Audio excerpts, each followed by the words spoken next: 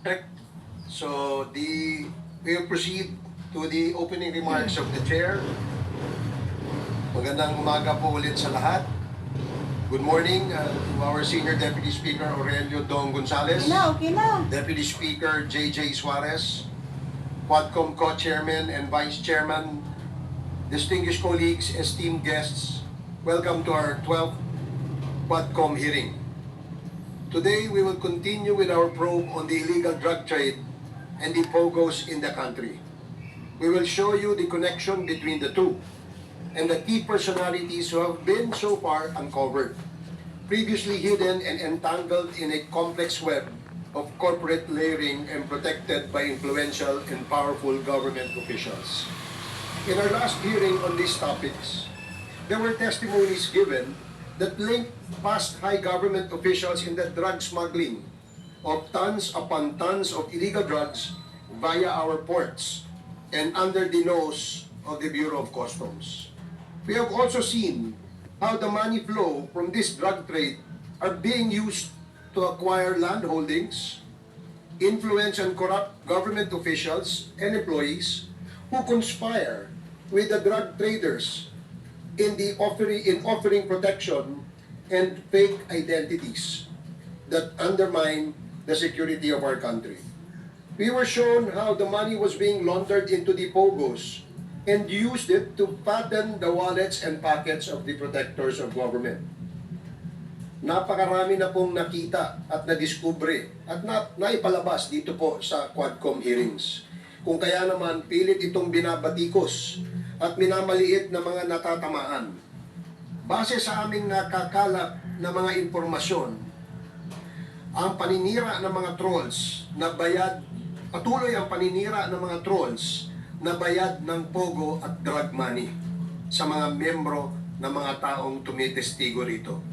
Katakataka na napakalaki ng puhunan na umiikot sa mga trolls na halatang inaalagaan ng mga nasasaktan sa mga bagay na nauungkat sa mga pandinig natin dito. Kabilang na marahil ang mga malalaking pangalan na nagpoprotekta sa mga iligal na droga at pogo.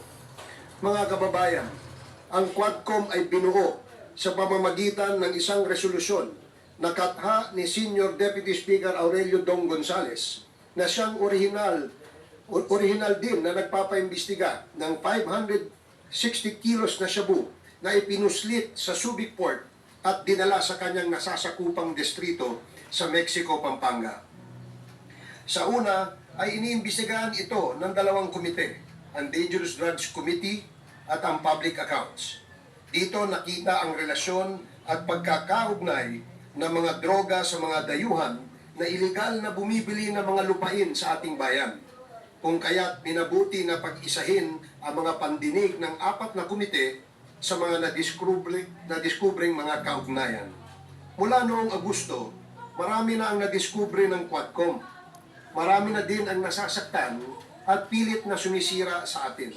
Subalit nais namin kayong garantihan na habang kami ay pinipilit na sirain, kami po ay hindi titigil sa pag-ungkat ng mga bagay upang makita at maisiwalat ang buong katotohanan.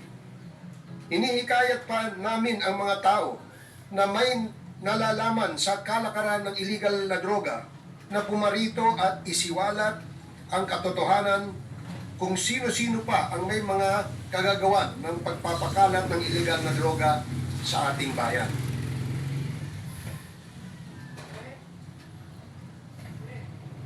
Pilit pong sinisira ang imahe ng ating Quadcom na walang ibang layunin kundi ipalabas lamang ang katotohanan.